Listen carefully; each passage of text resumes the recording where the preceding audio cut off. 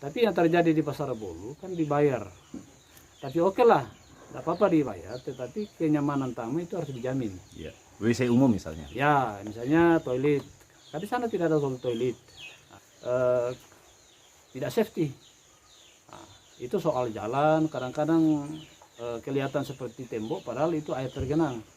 Jadinya tamu itu terperosok. Dan bukan hanya tamu asing yang terperosok, orang lokal pun saya.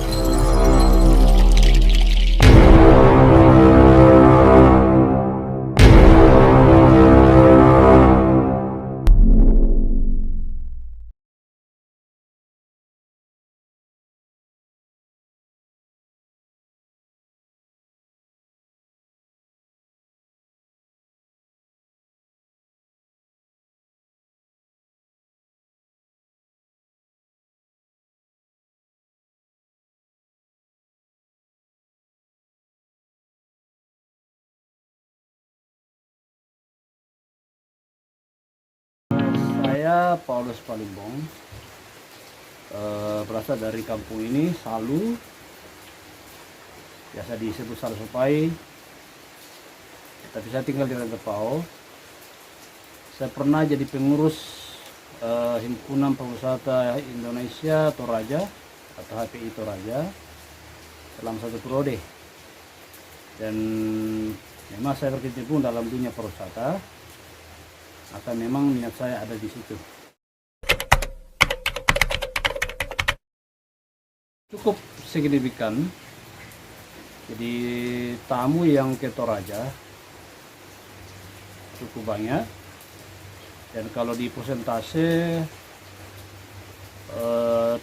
tamu wisatawan Nusantara sekitar 60% dan wisatawan asing 40%. Tetapi yang banyak berkeliaran di kampung-kampung seperti yang datang di sini adalah tamu asing, artinya wisatawan asing. Kalau yang wisatawan Nusantara itu lebih banyak berkunjung di tempat-tempat tertentu seperti Lolai, Burake, Kete, tetapi mereka tidak lama tinggal di Toraja.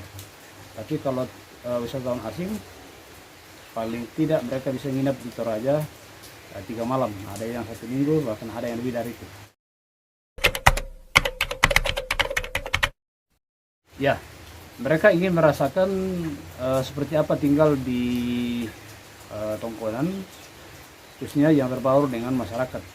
Jadi mereka sudah bosan tinggal di hotel-hotel yang ada di kota, jadi mereka memilih tinggal di kampung, terlebih menginap di Tongkonan. Mereka ingin merasakan bagaimana rasanya menginap di Tongkonan dibanding dengan penginapan-penginapan biasa. Jadi ada nuansa khusus yang mereka ingin rasakan, dan setelah mereka coba, ternyata memang mereka sangat berkesan. Katanya mereka tidak merasa dingin. Jadi kita memasak makanan untuk mereka secara tradisional.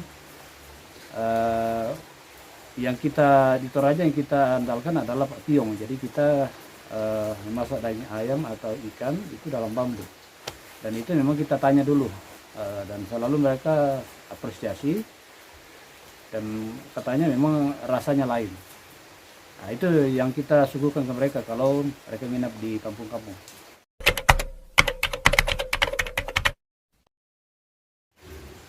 Biasanya mereka mengambil data di hotel mereka menginap, tetapi ada juga tamu yang menginap di hotel yang tidak terdata. Tetapi cara mereka untuk mengetahui ialah mengambil data di objek wisata. Memang banyak objek wisata, tetapi mereka misalnya Londa, mungkin ada tamu yang tidak ke Londa, tetapi mereka kalau ada di misalnya di Ketekesu dan tidak ada di Londa, jadi itu mereka lihat dari situ. Oh ya, dari karcis itu ya, karena ada perbedaan antara lokal dengan mancanegara. Ya, karena kalau untuk penginapan sedikit mereka mengalami kesulitan untuk mendeteksi di mana semua tamu menginap, karena ada penginapan yang memang belum terdaftar, ada juga yang tinggal di rumah penduduk, jadi memang susah diketahui secara pasti berapa. Tapi mereka melihat data, mengambil data di di objek-objek wisata.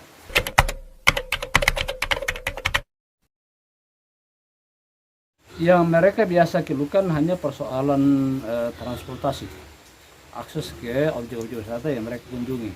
Kalau soal kepuasan keindahan alam kita, budaya kita yang unik, pelayanan teman wisata dan pelayanan di tempat-tempat lain, mereka sebenarnya sudah tidak persoalkan. Yang mereka persoalkan hanya akses untuk ke objek-objek wisata. Karena mereka sebenarnya tidak terlalu banyak menuntut, karena itulah kondisi kita. Sebelum mereka ke sini, paling tidak mereka sudah gambarkan kondisi di Toraja seperti ini. Nah, jadi mereka itu sudah mendengar pengalaman dari teman-temannya yang sudah ke sini sebelumnya.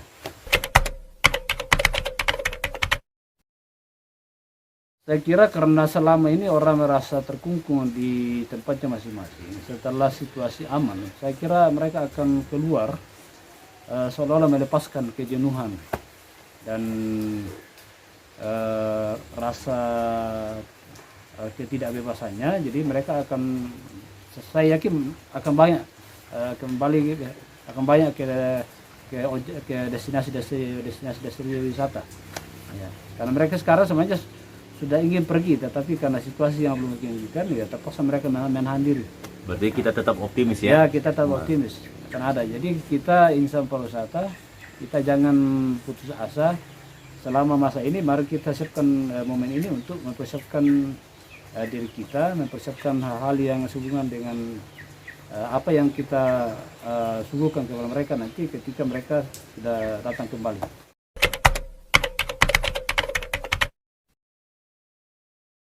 Untuk kesadaran wisata, yang baru sadar baru mereka yang bergerak di bidang pariwisata.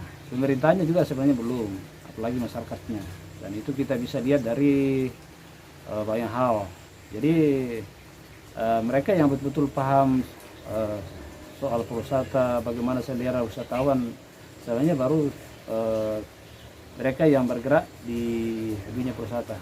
Pemerintah sebenarnya belum, terlebih masyarakatnya. Jadi ini masih butuh proses bagaimana mengedukasi mereka sehingga kita satu pemahaman untuk betul-betul menciptakan suasana wisata yang menyenangkan, yang membuat mereka semakin betah tinggal dan semakin mau datang ke daerah kita.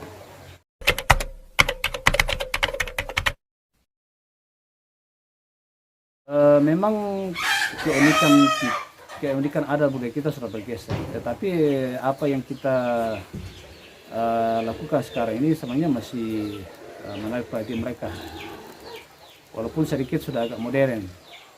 Cuma karena memang mereka juga sadar bahwa untuk mencari keaslian seperti dulu memang sudah susah, karena sekarang kan ini sudah dipengaruhi oleh zaman modern.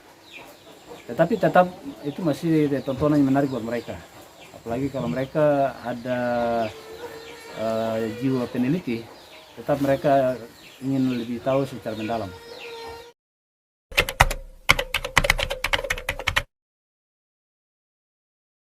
Ya, kalau semboyan mereka atau prinsip mereka mungkin pasti mereka mengatakan begitu. Tetapi aplikasinya di lapangan sebenarnya belum. Jadi saya kadang mengatakan pemerintah Toraja Utara ini, dalam hal ini adalah Dinas Pariwisata, sebenarnya tidak punya konsep tentang pengembangan pariwisata yang ideal untuk Toraja Utara. Jadi setelah Kepala Dinas menduduki jabatan itu, mereka tidak tahu dia mau bikin apa. Apa yang dia bisa lakukan untuk pengembangan pariwisata di Toraja ini. Jadi boleh dikata, saya jujur menilai bahwa sampai sekarang sejauh yang saya tahu belum ada Kepala Dinas Pariwisata yang tepat ditempatkan di situ untuk menangani pariwisata di Toraja Utara. Makanya beginilah kondisi pariwisata kita. Dan kadang-kadang penempatan Kepala Dinas Pariwisata bukan the right man on the right place. Jadi asal ditempatkan di situ. Jadi setelah Kepala Dinas menduduki jabatan itu, mereka tidak tahu dia mau bikin apa. Apa yang dia bisa lakukan untuk pengembangan pariwisata di Toraja ini. Jadi boleh dikata, saya jujur menilai bahwa sampai sekarang sejauh yang saya tahu belum ada Kepala Dinas Pariwisata yang tepat ditempatkan di situ untuk menangani pariwisata di Toraja Utara. Makanya beginilah kondisi pariwisata kita.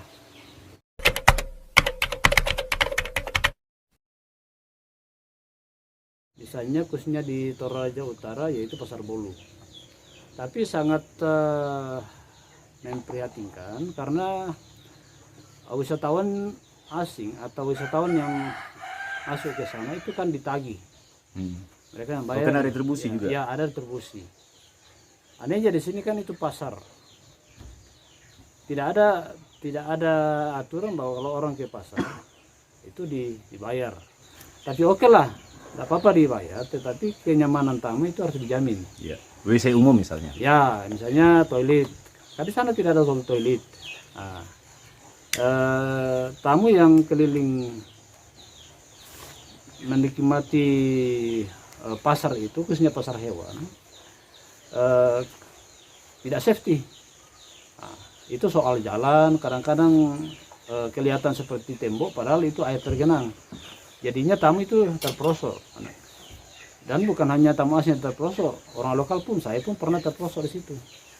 Mana lagi soal soal keamanan, misalnya kalau misalnya ada kerbau yang tiba-tiba memberontak dan menyerang tamu, ini juga berbahaya. Tetapi kalau misalnya tamu masuk dengan membayar retribusi dan ada apa-apa yang terjadi bagi mereka, itu harus ditanggung oleh pemerintah karena seolah-olah keselamatan mereka dijamin, karena namanya objek berarti keselamatan tamu dijamin. Nah, sementara yang terjadi di sana kan tidak diperhatikan hal seperti itu. Nah, itu soal pasar tradisional. Masih ada yang lain, yaitu misalnya pusat pertenunan. Pusat pertenunan itu ada di beberapa tempat di Toraja, ada yang ada di Toraja Utara. Kadang-kadang sebenarnya mengecewakan bagi tamu karena tidak seperti yang mereka bayangkan. Di pajangan-pajangan yang mereka lihat di medsos itu cukup menarik, tapi sampai di suatu tempat di mana pertenunan itu berada, sebenarnya tidak seperti ekspektasinya mereka ya. Ya, ekspektasi mereka tidak terpenuhi. Ya. Nah, ini perlu pemerintah perhatikan. Mungkin itu diberi pelatihan, pembinaan, permodalan, supaya betul-betul mereka kembangkan apa yang mereka sedang kelola. Dan ini kan secara otomatis meningkatkan ekonomi mereka. Dan kalau tamu berbelanja di situ, meninggalkan uang mereka di situ kan, itu kan meningkatkan PAD kabupaten. Tetapi mereka yang menangani ini belum terlalu paham soal itu. Nah, jadi pariwisata di Toraja ini masih jauh dari harapan. Ya. Nah, masih butuh pembenahan. Masih butuh konsep yang jelas, masih butuh konsep yang matang, dan tentu membutuhkan keberanian. Orang lupa bahwa Toraja ini kan tidak punya sumber daya alam lain. Ya, potensi kita kan hanya pariwisata.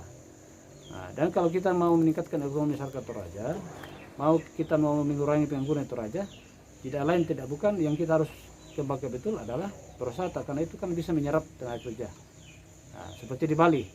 Nah, jadi angka pengangguran yang terendah di Indonesia ada di Bali. Kenapa? Pariwisata. Jadi kalau kita juga mau seperti Toraja, ya pariwisatanya dorong supaya betul-betul maju. Yang paling utama juga sebenarnya di sini, bro, kesadaran masyarakat harus juga dilibatkan. Ya, betul. Mereka harus sadar wisata, mereka juga tahu bahwa pariwisata ini adalah bagian daripada perputaran ekonomi. Ya, betul. Masyarakat harus diberi edukasi, dilibatkan, karena kadang-kadang masyarakat itu bersifat pasif. Ada juga orang beranggapan bahwa pariwisata ini hanya dinikmati oleh segelintir orang. Nah, tidak ada yang dilarang dalam untuk berpartisipasi dalam hal ini. Nah, cuma karena kita vakum, entah karena tidak tahu atau bagaimana, atau kurang dorongan dari pemerintah. Jadinya begini.